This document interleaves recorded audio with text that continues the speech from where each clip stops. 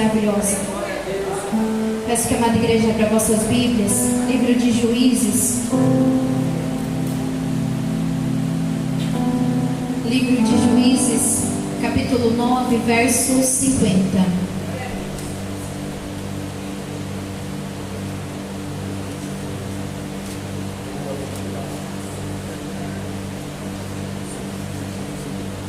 Amém? Toda a igreja achou? Amém? Livro de Juízes, capítulo 9, versículo 50. Louvado seja o Senhor. O Senhor tem uma palavra para os nossos corações nesta noite. Antes que lemos essa palavra, quero que você olhe para o irmão que está do teu lado e diz assim para ele: entra na torre de vigia nessa noite comigo. Glória, o Senhor tem uma palavra para os nossos corações, amém? Livro de Juízes, capítulo 9, verso 50 diz assim: então Abimeleque foi-se a Tebes e a sitiou e a tomou. Havia, porém, no meio da cidade uma torre forte. O que havia no meio da cidade? Uma torre forte. E todos os homens e mulheres e todos os cidadãos da cidade se acolheram a ela e fecharam após si as portas e subiram ao telhado da torre. E Abimeleque veio até a torre e a combateu, e chegou-se até a porta da torre para queimar. Porém, uma mulher lançou um pedaço de mó sobre a cabeça de Abimeleque e quebrou-lhe o crânio. Amém? Pode se assentar no nome de Jesus.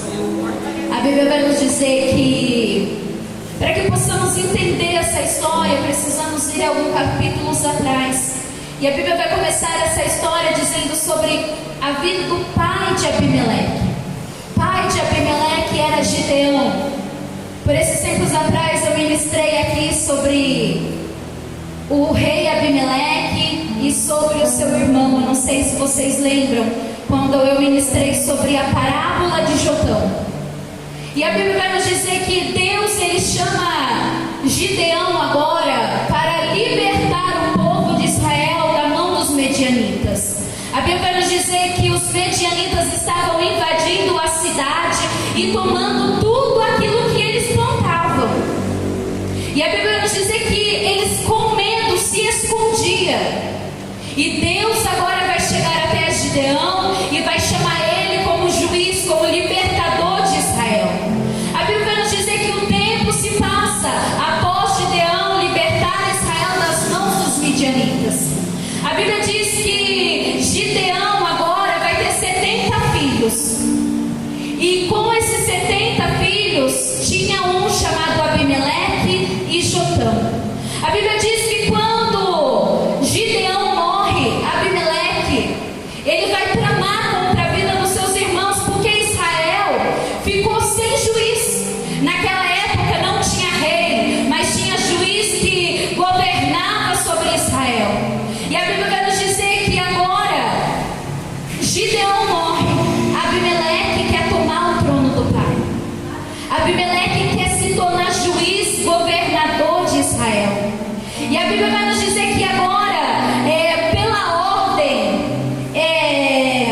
a Bíblia vai dizer que este homem, Abimeleque, não poderia tomar o trono. Porque quem poderia tomar o trono depois que o seu pai morresse era aquele que veio primeiro, o primogênito.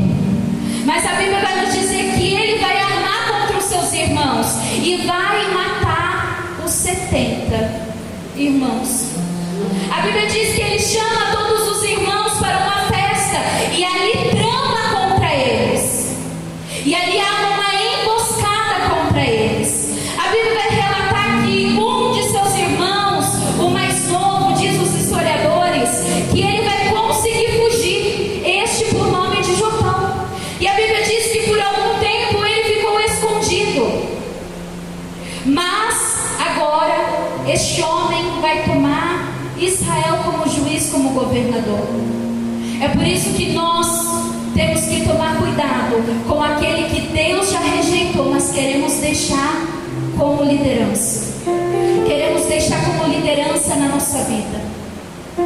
temos que tomar muito cuidado com aqueles que a gente acha que é uma boa pessoa, aqueles que a gente toma para nós como referência. Mas no fundo, se olharmos pelos olhos espirituais, o Senhor já rejeitou. Lembra de Saul? Quando Deus fala com Samuel: Samuel, porque ainda oras por Saul, eu o já rejeitei. A Bíblia diz que agora este homem vai tomar Israel como juiz e vai reinar sobre aquele lugar. Só que este homem, ele era tão convicto daquilo que ele fazia, que agora ele vai começar a trazer os costumes cananeus para dentro de Israel. A Bíblia diz que ele começa a construir altares, e diante de todos os juízes que o Senhor chamou para governar e para trazer juízo para Israel, ele foi o pior aos olhos do Senhor. A Bíblia diz que este homem agora, ele é tão, como eu posso dizer, ele quer tudo tão para ele é tão egoísta, que agora ele vai começar a tomar o seu povo contra ele mesmo. Ele vai começar a entrar em guerra com o seu próprio povo, porque o povo estava vendo quem realmente ele era. O povo estava vendo quem realmente o povo escolheu para ser juiz. Agora vai começar a ter divisão, vai ter começar a guerra. E a Bíblia diz que começou guerra entre eles. A Bíblia diz que Abimeleque, ele vai tomar uma cidade chamada Tebes, cidade qual prometida ao Senhor, cidade a qual mencionada uma vez apenas na Bíblia, que ali estava a tribo de Manassés. A Bíblia vai nos dizer que ele toma essa cidade, e a primeira coisa que ele faz quando ele toma essa cidade é derrubar os muros. Ele consegue entrar na cidade e matar milhares de pessoas, homens, mulheres e crianças. Por quê? Porque ele queria governar tudo. Ele queria tomar juízo por tudo em Israel. E a Bíblia vai nos dizer que Abimeleque mata com os seus homens, com os seus soldados, a maioria daquele povo daquela cidade de Tebes. Mas o que me chama a atenção é que quando ele toma essa cidade, quando ele mata alguns homens e algumas mulheres, aquele povo que conseguiu escapar da emboscada, aquele povo que conseguiu fugir da guerra, vai se esconder onde acabamos de ler. A Bíblia diz que no meio da cidade de Tebes havia uma torre forte. O que é torre forte, missionária? É uma torre de vigia. E para que serve uma torre de vigia? Olha só, o objetivo principal de uma torre de vigia é fornecer um local alto e seguro, de onde um sentinela ou um atalaia, como diz em Ezequiel capítulo 3, no verso 17,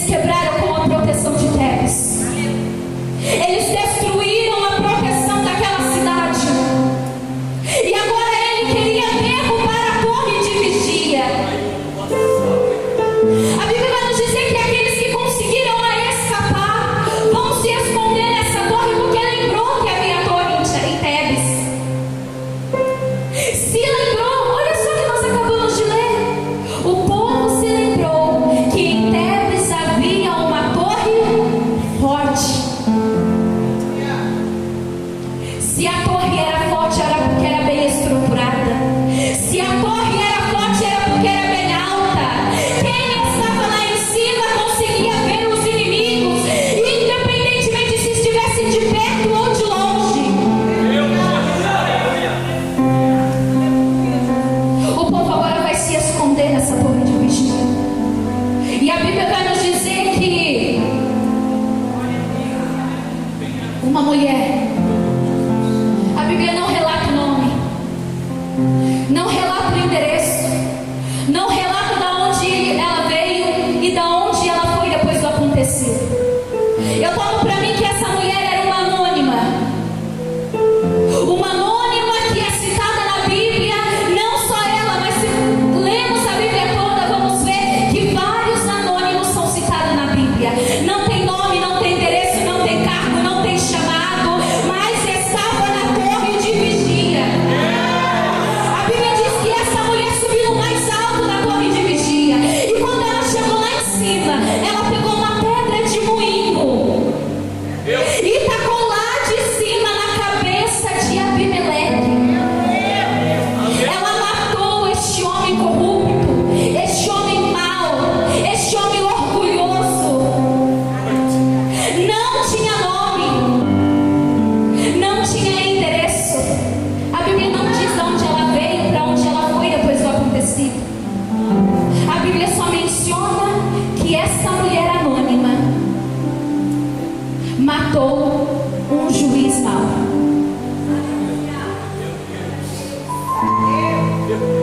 Olha só,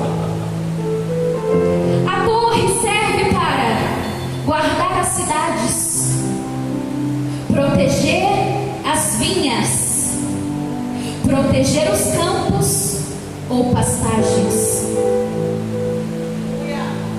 Quem está na torre de vigia tem uma visão elevada. Quem está na torre de vigia vê coisas que os demais que estão embaixo não veem. Quem está na torre de vigia está vigilante, acordado, com os seus olhos abertos. Quem está na torre de vigia adverte a respeito de coisas que estão distantes para acontecer. Nem chegou, nem aconteceu, mas quem está na torre de vigia, quem está na torre de vigia, o Senhor mostra, o Senhor revela, o Senhor fala em sonho, o Senhor fala em revelação, o Senhor fala na oração. Quem está na torre de vigia oferece segurança e proteção para os demais.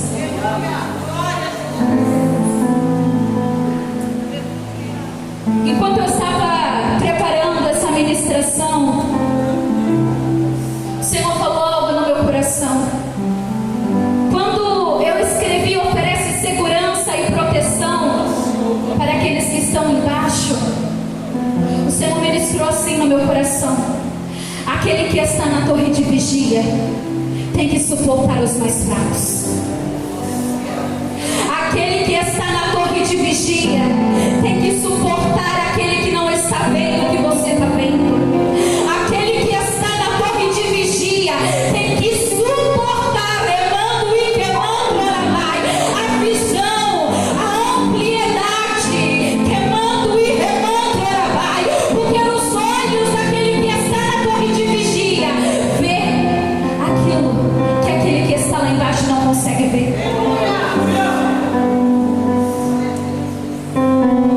A Bíblia diz que quando Abimeleque ele entende que naquela cidade há uma torre de vigia, ele corre até lá. Não porque ele sabia que o povo estava escondido lá, mas porque ele sabia da importância que é uma torre de vigia no meio da cidade.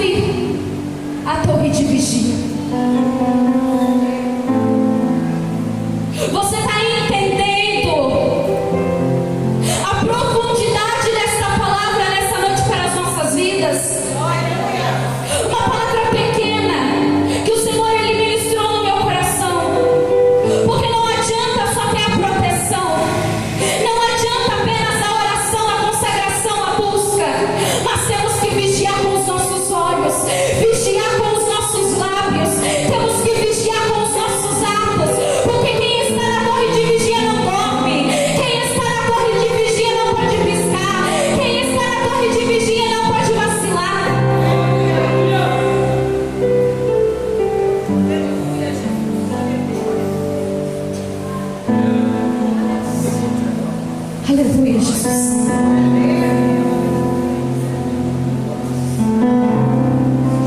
Há uma responsabilidade muito grande para o sentinela. Há uma responsabilidade muito grande para aquele que está na torre de vigia. Lembra quando eu falei que às vezes o Senhor ele permite os nossos olhos ver coisas que outras pessoas não conseguem ver? Não é para criticarmos, não é para apontarmos, é para quem está na torre de vigia, porque os nossos olhos veem aquilo que aquele que está lá embaixo não consegue ver. A amplitude, a visão espiritual, a visão física é maior daquele que está lá em cima.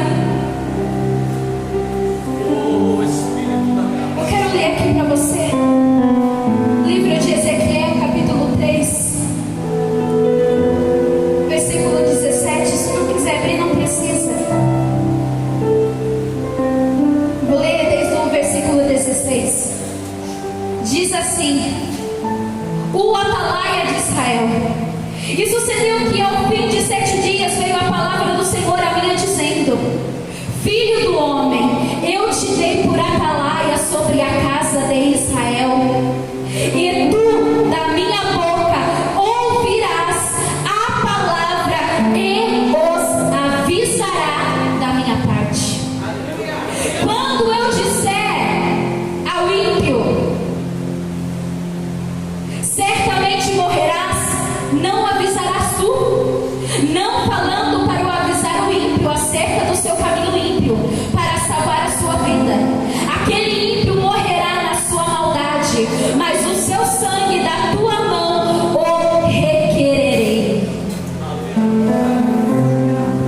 Aquele que o Senhor escolheu como atalaia, como sentinela, não é para ficar sentado, não é para ficar embaixo, não é para querer proteção dos outros, a vigilância dos outros. Aquele que o Senhor chamou como atalaia, o Senhor quer lá em cima na torre, o Senhor quer em vigilância, porque como diz, acabamos de ler Ezequiel capítulo 3 no verso 17, o Senhor chamou Ezequiel como atalaia. E muitas das vezes não entendemos qual é o significado do atalaia. Achamos que atalaia é somente para entregar profecia, somente para ter um dom na nossa vida. Mas não, é para ouvir aquilo que sai da boca do Senhor, é para ver aquilo que o Senhor está mostrando através do mundo espiritual. Você está entendendo que a autoridade maior dentro do teu lar é a responsabilidade do atalaia? Porque se a nossa casa estiver sem atalaia, se os nossos lares estivessem atalaia, se os nossos lares estiverem sem sentinela, o inimigo pode entrar a qualquer momento. Por esses dias eu até postei lá no grupo, eu estava escutando um testemunho na madrugada de uma anônima, de uma moça, não tem nome, não tem cargo, é uma simples cantora. E ela disse que ela estava na igreja adorando ao Senhor, porém ela estava com um pé no mundo e um pé na igreja. E ela vai contar no testemunho dela que o filho conheceu uma menina na escola. Só que essa menina era bruxa e começou a fazer trabalho contra a vida dessa mulher e contra a vida do filho. A Bíblia diz que mesmo ela estando com... A Bíblia não, ela diz que quando ela estava com o pé no mundo e um pé na igreja, ela pegou essa guerra espiritual e começou a orar, buscar pela vida do filho dela. Para a glória do Senhor, aquele moço foi liberto. Mas ela conta no testemunho que alguns meses depois, tudo que estava na vida do filho dela pegou nela. Ela ficou de cama, ela perdeu o movimento das pernas, ela já não andava. Ela ficou 4 meses numa cama. Ela não conseguia se levantar. Por quê? Porque não tinha cobertura espiritual.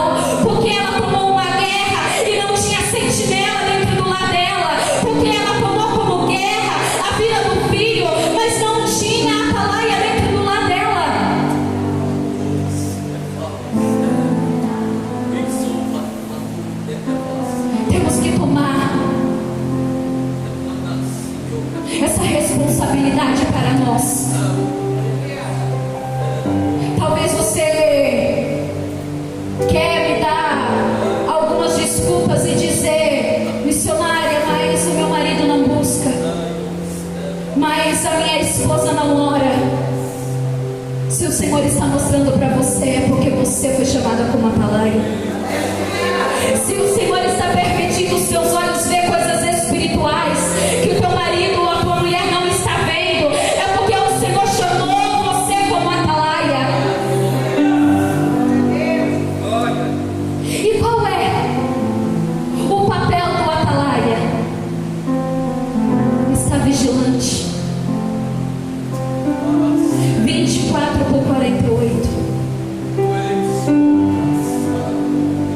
Eu já vi vários homens e mulheres de Deus que eram homens e mulheres de Deus usadíssimos tropeçar no meio da caminhada porque havia muita santidade, muita oração e não havia vigilância.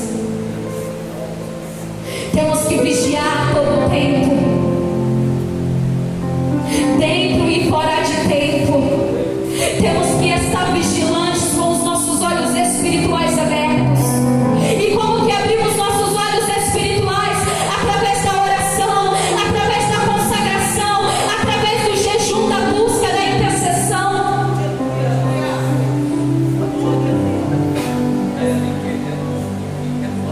Eu me lembro que quando o Senhor Ele me chamou para o ministério,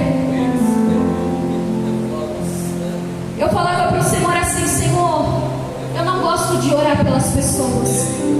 Eu não gostava de colocar a mão na cabeça da pessoa e orar porque eu tinha vergonha. Esse foi um mal que eu tive que vencer dentro de mim. Eu sempre fui muito envergonhosa. Tanto que a primeira vez que eu ministrei, eu tive que arrancar o microfone e pregar sem microfone. Porque eu era tão envergonhosa que a voz não saía no microfone. Foi um mal que eu tive que vencer. E eu falava isso para o Senhor. E o Senhor me chamou para quê? Interceder. Me chamou como intercessora. Talvez você está aqui nessa noite e você está dizendo assim: missionário, eu não tenho cargo, eu não tenho chamado. Mas o Senhor vira e mexe, coloca pessoas na tua mente para você orar, para você interceder. E não tem papel melhor do que esse, do que interceder por uma outra pessoa. Ser intercessora não gera conhecimento para outras pessoas que estão ao nosso redor. Ser uma intercessora, ser um intercessor, ser um vigilante, ser um atalaia, ser um sentinela, pode não ser muito aos olhos das pessoas, mas no mundo espiritual há reconhecimento. Porque muitas das vezes eu dobrei o meu joelho, acabada, sem força, sem palavra. E quando eu começava a orar pela vida de outra pessoa, o Senhor renovava as minhas forças. Eu levantava do chão que não parecia que era eu.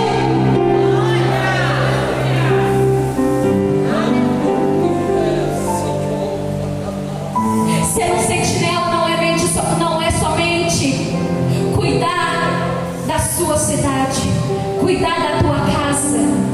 É esse o significado que eu quero dizer. Ser um sentinela não é apenas cuidar do teu arraial, cuidar daqueles que estão ao teu redor. Ser um sentinela é cuidar daqueles que estão em todo ao nosso redor. Ser um atalaia, ser um intercessor, uma intercessora, é cuidar de todos aqueles que estão ao nosso redor. E muitas das vezes não temos reconhecimento por aqueles que nos olham, mas no céu há um reconhecimento tremendo.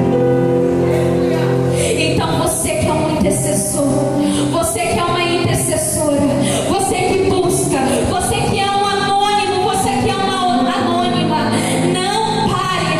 Assim diz o Senhor nessa noite: não pare, porque através da tua vida Deus vai libertar outras pessoas. Era para todo aquele povo que se escondeu naquela torre morrer. Porque a Bíblia diz que Abimeleque, quando ele chega na torre, ele ateia fogo.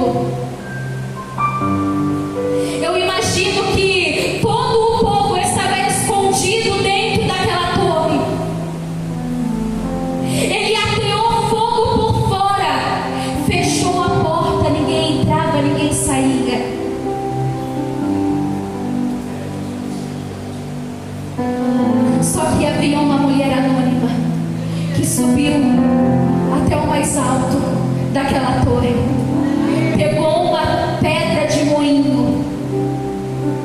Se havia pedra de moinho, é porque havia um moinho naquela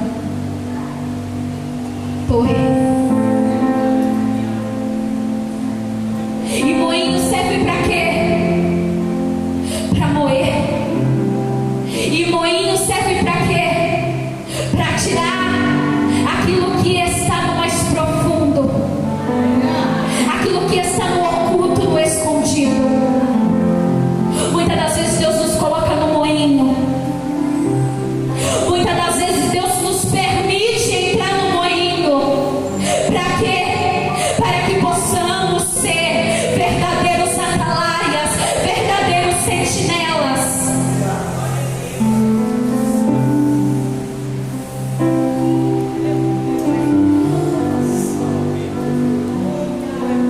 Comece nessa noite a entender e aceitar aquilo que o Senhor tem para a tua vida, aquilo que o Senhor tem para o teu chamado, para o teu ministério. Talvez até hoje você está aqui 2, 3 meses, 2, 3 anos, não sei, desde o começo com a gente, e você olha e você fala: Senhor, tantas pessoas sendo consagradas, mas a minha hora não chegou, mas o azeite ainda não desceu na minha cabeça. E o Senhor me revelou nessa tarde: por conta disso há pessoas que querem parar, por conta disso há pessoas que querem paralisar a caminhada, que não querem mais prosseguir. E o Senhor está dizendo nessa noite: é um anonimato que eu vou te honrar, é um anonimato que eu vou levantar você, é um anonimato que eu levanto e que eu não trabalho, é um anonimato que o Senhor vai usar a tua vida, é um anonimato. Então não pare, suba do mais alto dessa torre, não deixe de subir na torre de vigia, não deixe de estar vigilante, porque o inimigo da nossa alma, ele quer entrar nas nossas cidades, ele quer derrubar os nossos muros, quebrar as nossas torres e depois nos matar. Primeiro ele mata espiritualmente, depois fisicamente.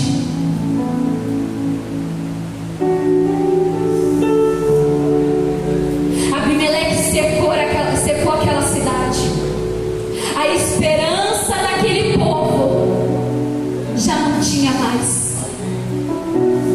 Eu imagino aquele povo todo dentro daquela torre. Acabou para nós. É o fim. É o fim de Tebes. É o fim da nossa cidade. É o fim da Torre Forte. Mas o Senhor usou uma mulher com sabedoria.